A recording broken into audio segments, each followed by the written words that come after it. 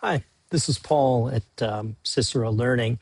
We're super excited to launch a new teacher platform. I'm going to be walking you through that in this video over the next couple of minutes. So it begins by getting an invite from Cicero like this. You've been invited to Cicero Learning, and you just click here to accept the invite. And when you do, you'll end up on the platform called admin.cicerolearning.com. And you have to select a password, so I'll just do that real quick. And voila, you'll be in. Okay, once you log in, you'll land here, which is the dashboard for the teacher portal. You can see the teacher portal up here.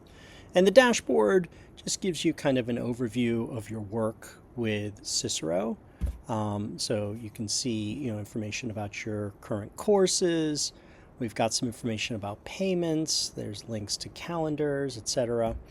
One thing I want to draw your attention to is the quick links over here to the right. There's a link to the Teachers Lounge on Slack, which is an important resource for communicating with other teachers, sharing best practices, asking questions, etc.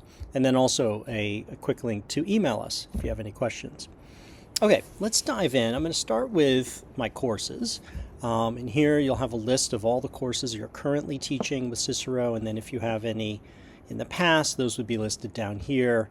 This card just kind of has a basic overview of some of the information about the course. There are quick links here to the Google Classroom, Google Meet. If I click into the details, then I get more information. So when does it start? When does it end? And then I can see, and then there's more quick links up here for, again, the classroom, the Meet link. And then I can see all the different sessions down here, numbered, session 1, 2, 3, the dates and times of when they're taking place. This is my time and my time zone. I can also see if anything's been rescheduled or marked as a no-show. And I'll show you a little bit in a few seconds how we do that. So kind of a good sort of overview of your entire course. Then we have a calendar. So this is a little bit of a change in how we've been working. I'll go forward to June. So everything lives on this calendar. This is the single source of truth, and then we push it to the Google Calendar. So you will still get a Google Calendar. You can subscribe to it right here. You'll get invites from the Google Calendar. All your information will be in there. The only thing is you can't make any changes to Google Calendar. If you want to make a change to a session with one of your students, you either email us, or now we have this handy functionality where you can do it in here. So let's say I want to go to the session here on June 29th. I click on it. I can see a little bit of information about it. And I can reschedule it here. So if I click, wait a minute. Oh yeah, sorry. So I can click this reschedule and I'll land on this page, and I can go ahead and change the date. So I'm going to move it to the next day and maybe at 10 o'clock.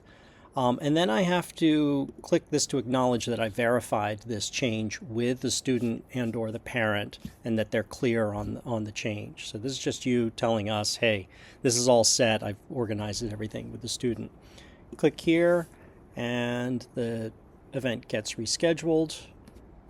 I can go back to the calendar, go to June 30th, and here it is. And if I click into it, I can see that it's now got a rescheduled tag, and it was rescheduled by me from when to when.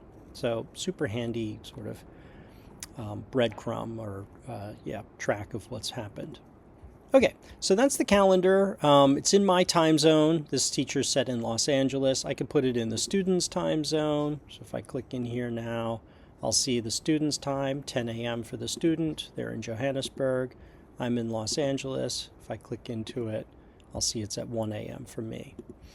So that's the calendar.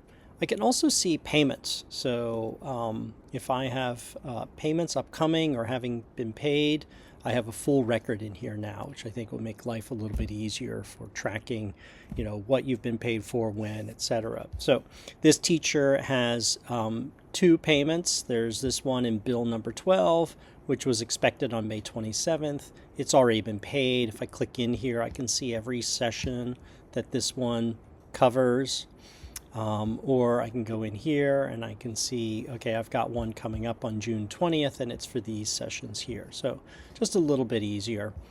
The last thing is your profile. Now, we don't have this completely editable, so your personal information, your biography, if you want to change any of that information, you need to let us know. But if you want to update your Gmail or add your LinkedIn profile, or if you want to add availability of when you're generally available, you can add a slot of availability here.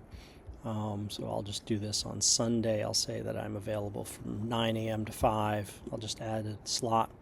And then you can also tell us about planned time off. So if you've got holidays coming up, you can add those in here, and then I can just save these changes up at the top. We'll get a notification that you've updated your availability or your holidays, and we'll take that into account. There's notifications, so if there's anything we need to tell you that's not super important, i.e. we're not sending by email, that'll show up in here. And then if you need to change your password to your account, or if you want to link your account to Google, which I've done here, you can do that. So this is a version 1 of our teacher portal. Hopefully it will make kind of communication and information flow a lot easier and improved, and we'll be adding features and improvements to this over the coming weeks and months. Thanks a lot.